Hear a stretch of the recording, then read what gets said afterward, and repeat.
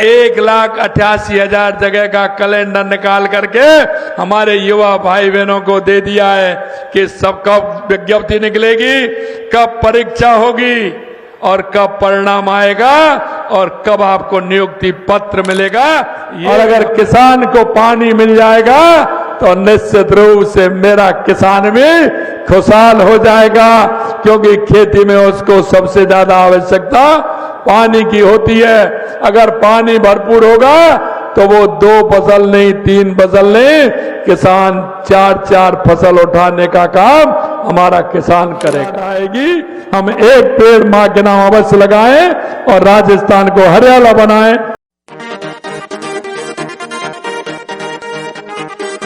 भगवान द्वारकाधीश की, 4 भुजा नाथ की, श्रीनाथ जी की और आप सभी की।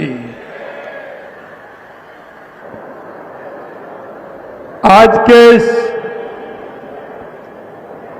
वंदे गंगा जल संरक्षण जन अभियान के तहत पूरे राजस्थान के अंदर हमारे उद्योग के लिए पानी कैसे मिले, जिससे हमारा राज्य स्कीम के माध्यम से टनल बना करके, एनीकट बना करके उस पानी को अगर हम इधर आएगा तो हमारे उदयपुर को भी पानी मिलेगा, राजसमंद को भी पानी मिलेगा, चित्तौड़ को भी पानी मिलेगा और ईश्वर की कृपा होगी, ज्यादा बारिश होगी तो वो पानी राजस्थान के उपयोग में भी आएगा। यही नहीं, चाहे हमारे माई डैम की योजना हो, उसे लेकर के हमने काम किया है, चाहे हनुमानगढ़, गंगानगर, बीकानेर, नागौर, फलौदी, जैसलमेर, बाड़मेर के लिए इंदिरा गांधी नहर हो, उसके लिए भी 4,000 करोड़ रुपए दे करके उसका भी काम हमने प्रारंभ किया है। चाहे हमारे नर्मदा योजना हो, उसे बढ़ा करके हमारे जालौर और सांचौर में कैसे पानी मिले, हमारा माई डैम से सोम कमलाम के माध्यम से हमारा पाली और जालौर को पानी मिले, हमने पूरे राजस्थान के लिए कि कैसे हमारे हर जिले को पानी मिल सकता है, हमारे किसान को पानी मिले, इसके लिए हमने व्यवस्था करने का काम किया है। और आपने देखा होगा लगातार हमारी सरकार काम कर रही है। हमने कहा हमारा 3 काम हमारे प्रमुख रूप से है। हमारा काम पहले पानी का, दूसरा काम हमारा बिजली का, तीसरा काम हमारा रोजगार का, जिससे हमारा युवा भाई और बहन को रोजगार मिल सके, उसके लिए भी काम हम कर रहे हैं। हमने सरकार के अंदर भी कहा है कि 5 साल के अंदर हम 4 लाख युवाओं को नौकरी देंगे। आपने देखा 69,000 को दे दी, अगले महीने फिर जुलाई के अंदर रोजगार उत्सव आ रहा है, उसमें भी देंगे और 1,88,000 जगह का कैलेंडर निकाल करके हमारे युवा भाई बहनों को दे दिया है कि सब कब विज्ञप्ति निकलेगी, कब परीक्षा होगी और कब परिणाम आएगा और कब आपको नियुक्ति पत्र मिलेगा, ये भी हमने सुनिश्चित किया है। राजस्थान के माध्यम से भी हमने पूरे राजस्थान में 35 लाख करोड़ रुपए के हमारे एमओयू हुए हैं। वो हमारे जिला लेवल पर भी हुए हैं और हमारे प्रदेश लेवल पर भी हुए हैं। हम चाहते हैं कि अगर हमारे यहाँ उद्योग आएगा तो हमारे नौजवानों को उसमें भी हमारा रोजगार मिलेगा। मैं आपसे कहना चाहता हूं, हमारे देश के यशस्वी प्रधानमंत्री नरेंद्र मोदी जी के नेतृत्व में 2014 के बाद आपने परिवर्तन देखा होगा, किस तरह का देश के अंदर परिवर्तन हुआ है। मैं कह सकता हूं राजीविका के माध्यम से हमारी माता बहनों को कितना सम्मान मिला है, मुझे खुशी होती है। अभी मैं बात कर रहा था तो राजीविका की हमारी माता बहनें कह रही थी कि पहले तो हम कुछ नहीं करते थे, लेकिन अब राजीविका के माध्यम से महीने में कोई 10,000, कोई 15,000, 20,000, 25,000 और 30,000 तक हमारी बहनें कमाती हैं और आत्मनिर्भर बनने का काम कर रही हैं। मैं देश के यशस्वी प्रधानमंत्री नरेंद्र मोदी जी को मैं धन्यवाद देना चाहता हूं। हमारे प्रधानमंत्री जी कहते हैं कि 4 जातियां हैं, और वो 4 जातियां हैं, युवा, महिला, किसान और मजदूर। अगर इनका भला होगा तो सभी का भला होगा।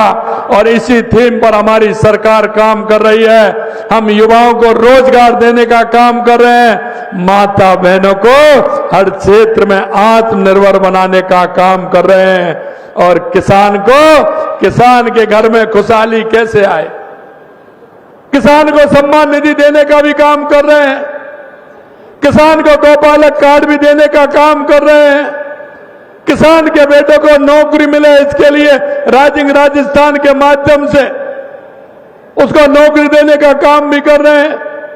और अगर किसान को पानी मिल जाएगा तो निश्चित रूप से मेरा किसान भी खुशहाल हो जाएगा, क्योंकि खेती में उसको सबसे ज्यादा आवश्यकता पानी की होती है।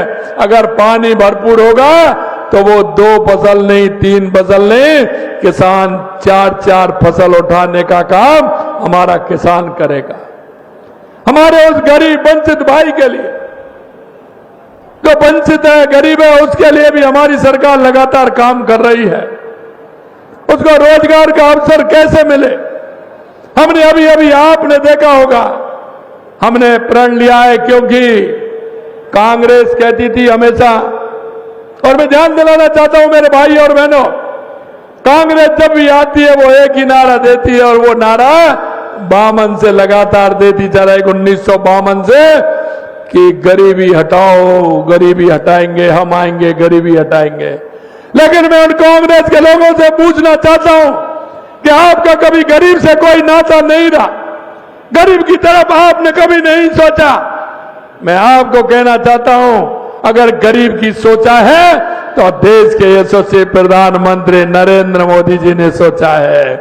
लगातार 2014 के बाद गरीब कल्याण की विभिन्न योजनाओं के माध्यम से हमारे गरीब को सम्मान मिलने का काम हो रहा है, और आपने देखा है हर योजना का लाभ हमारे गरीब भाई को कैसे मिले।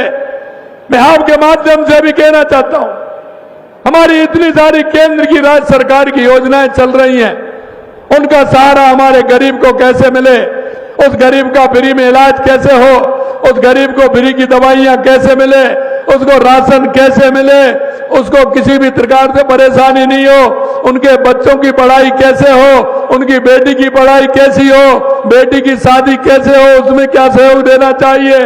इन सारी बातों को लेकर के देश के यशस्वी प्रधानमंत्री नरेंद्र मोदी जी के नेतृत्व में गरीब कल्याण की योजनाएं चल रही हैं।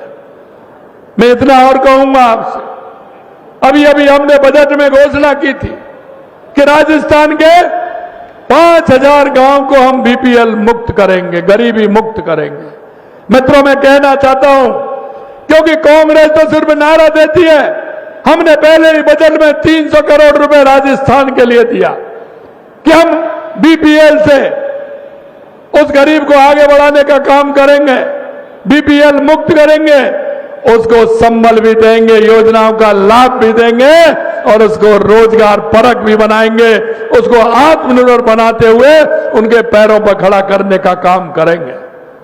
इसलिए 5000 गांव को, और मैं आपको विश्वास दिलाना चाहता हूं, अगले 3 महीने में उन 5000 गांव को हम बीपीएल मुक्त कर देंगे, और अगले चरण में फिर हम 10,000 गांव लेकर के उनको आगे बढ़ाएंगे।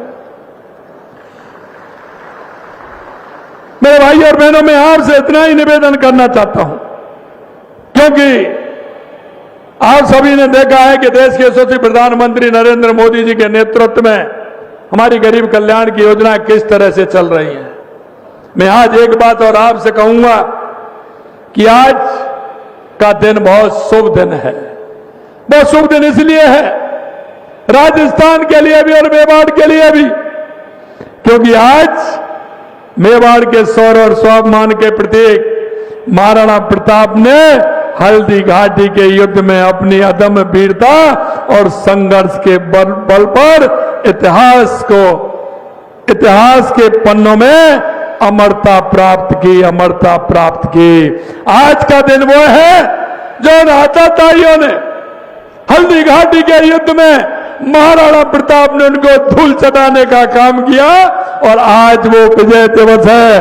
18 जून 1576 को लड़ा गया हल्दी घाटी का युद्ध केवल एक युद्ध नहीं था, बल्कि यह स्वतंत्रता और स्वाभिमान और आत्मसम्मान का प्रतीक था। उसके लिए मैं आज निश्चित रूप से इस मेवाड़ की मिट्टी को प्रणाम करता हूं और ऐसे हमारे महाराणा प्रताप के चरणों में नतमस्तक करता हूं कि उन्होंने राजस्थान ने दुनिया को दिखाने का काम किया और आज अमरता को उन्होंने प्राप्त किया और उन्होंने आज के दिन उस हल्दी घाटी के युद्ध को विजय प्राप्त की। यही नहीं, महाराणा प्रताप ने उस समय मुगल सम्राट अकबर की विशाल सेना के सामने अपनी सीमित संसाधन और छोटी सेना के साथ वीरता दिखाई। वो आज हर भारतीय के लिए प्रेरणा का स्रोत है। महाराणा प्रताप का जीवन हमें सिखाता है कि सच्चा योद्धा वह नहीं जो केवल युद्ध जीतता है, बल्कि वह जो अपने सिद्धांतों मूल्यों के लिए अंतिम सांस तक संघर्ष करता है। उन्होंने कभी भी अपने स्वतंत्रता और मेवाड़ की माटी के लिए सम्मान से समझौता उन्होंने कभी नहीं किया। अकबर की शक्ति का प्रलोभन के सामने झुकने की बजाय उन्होंने जंगलों और पहाड़ों में कठिन परिस्थितियों में रहकर भी अपने आत्मसम्मान को सर्वोपरि रखा। उनकी वीरता का प्रतीक उनका प्रिय घोड़ा चेतक, जिसने अपने स्वाभिमान की रक्षा के लिए अपने प्राणों तक न्यौछावर कर दिए, आज भी हमें निष्ठा और बलिदान की मिसाल देता है। हल्दी घाटी का युद्ध में उनकी सेना ने जिस जुझारूपन से और जिस साहस के साथ मुगल सेना का सामना किया, वह ये साबित करता है कि सच्चाई और स्वाभिमान की ताकत किसी भौतिक शक्ति से बड़ी होती है। यह मैं आपसे कहना चाहता हूं और मैं इतना ही कहना चाहता हूं कि आज का दिन हमारे लिए बहुत शुभ है और जिस विपरीत परिस्थितियों में महाराणा प्रताप जी ने इस हल्दी घाटी के युद्ध को विजय प्राप्त की थी। मेरे भाई और बहनों, मैं आपसे इतना निवेदन करना चाहता हूं कि राजस्थान की सरकार और हमारी केंद्र की सरकार पूर्ण रूप से गरीब के लिए, युवा के लिए, महिला के लिए पूर्ण रूप से हम काम कर रहे हैं और ये ऐसा अभियान है। हम अगर हमारे पास जल होगा, जल का बरसात के समय में हम संरक्षण करेंगे तो निश्चित रूप से आप देखोगे जिस भी सरोवर है, तालाब है, हमारा पोखर है गांव में, हमारी नदी है, हमारे नाले हैं, उनका संरक्षण कैसे करें, बरसात के पानी को कैसे हम रोकें। इसी तरह से अगर बरसात का पानी रुकेगा तो हमारा वाटर लेवल ऊपर आएगा। वाटर लेवल अगर ऊपर आएगा तो हमारे पेड़ जो हम लगाते हैं वो भी हरे भरे होंगे, इसलिए हमारा हरियाला राजस्थान भी बनेगा। और हम तो वो लोग हैं, आपने देखा है, हम तो पहाड़ों को भी पूजते हैं, पेड़ों को भी पूजते हैं, नदियों को भी पूजते हैं, वृक्षों को भी पूजते हैं। और मैं आपको कहना चाहता हूं, हमारे उन पूर्वजों ने जिस तरह से मेहनत करके काम किया है, हमारे पर्यावरण को संरक्षण किया, उन्होंने जल का संरक्षण किया, वृक्षों का जल संरक्षण किया। और इसीलिए मैं आप सभी से कहना चाहता हूं कि हम सब खड़े हों और हमारे राजस्थान के लिए हम इस जल संरक्षण अभियान में बढ़ चढ़ करके हिस्सा लें और इस जल संरक्षण अभियान को जन जन का अभियान बनाएं। ये हमारा 20 तारीख तक था, लेकिन ये लगातार चलना चाहिए जल संरक्षण के लिए, जिससे हमारी जल की आपूर्ति हो और पर्यावरण हमारा ठीक हो। आज दीप्ति जी कह रही थी, मैंने कहा आपको बिना कहे इतना मिल रहा है। खारी का जो आपने नदी का बताया वो काम आपका हो गया। एक और मेरे को बता रही थी, मैंने कहा चिंता मत करिए, ये वो सरकार है कहती नहीं करके दिखाती है, इसलिए चिंता करने की कोई जरूरत नहीं है। पूर्ण रूप से हमारी सरकार आपके साथ है। आप सभी इतनी बड़ी संख्या में आए हैं, निश्चित रूप से मैं सभी को बहुत बहुत धन्यवाद देता हूं और यही अपेक्षा करता हूं कि इस अभियान के आप सभी भाग लेते हुए एक पेड़ मां के नाम अवश्य लगाना।